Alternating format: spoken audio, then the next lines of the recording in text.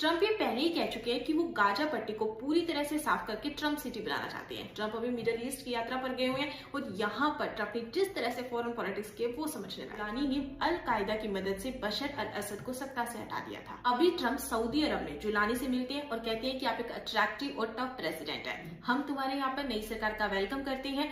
और उन्होंने सीरिया से सारे सैंक्शंस भी हटा लिए। अब आप खुद सोचिए कि जिस शख्स को अमेरिका ने आतंकवादी अनाउंस किया हो और जिस पर $10 मिलियन का इनाम रखा हो, ट्रंप उसकी तारीफ करे और सारे सैंक्शंस भी हटा ले। सीरिया में इस बात का जश्न मनाया जाता है कि अमेरिका ने सारे सैंक्शन हटा लिए हैं।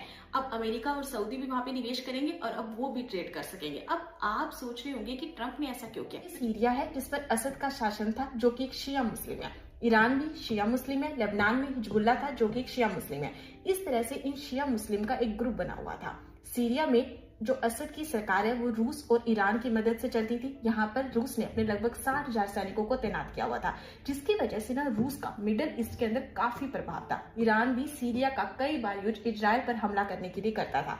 अब होता क्या है कि जब रूस यूक्रेन युद्ध काफी लंबा चलता है तो रूस अपने इन 60,000 सैनिकों को वापस बुला लेता है और जिसका फायदा जो है ना वो ये जुलानी उठाता है और ये अल कायदा की मदद से असद को सत्ता से हटा देता है। अभी जो असद होता है ये रूस आ जाता है। अमेरिका ने सीरिया से सारे सैंक्शंस हटा दिए। इसके बदले में अमेरिका ने सीरिया से कहा है कि उन्हें इजराइल को मान्यता देनी होगी, इजराइल के साथ में रिश्ते सामान्य करने होंगे और अब्राहम अकॉर्ड पर सिग्नेचर करना होगा। अब्राहम अकॉर्ड ये वही है जिसके थ्रू यूएई ने इजराइल को मान्यता दी थी, मोरक्को, बहरीन और सूडान ने भी दी थी। इसके साथ में विदेशी आतंकवादियों को सीरिया से बाहर निकालना होगा, फिलिस्तीनी आतंकवादियों को भी सीरिया से बाहर निकालना होगा, इस्लामिक स्टेट को फिर से एक्टिव होने से रोकना होगा। सीरिया में अभी जुलानी की सरकार है। अमेरिका ने सीरिया से सारे सैंक्शंस हटा दिए हैं। अब ये करके ना अमेरिका ने रूस का मिडल ईस्ट में जो प्रभाव है वो खत्म कर दिया है और अमेरिका ने एक साथ एक ही दांव से रशिया और ईरान इन दोनों को हरा दिया है। साथ में अमेरिका ने मिडल ईस्ट के अंदर अपना प्रभाव भी जमा लिया है। अमेरिका ने सऊदी अरब के साथ में $600 बिलियन की डील साइन करी है। अब जिससे अमेरिका ने एक तरफ से ईरान को फिर से हरा दिया है, क्योंकि सऊदी अरब और ईरान इन दोनों की आपस में नहीं बनती है।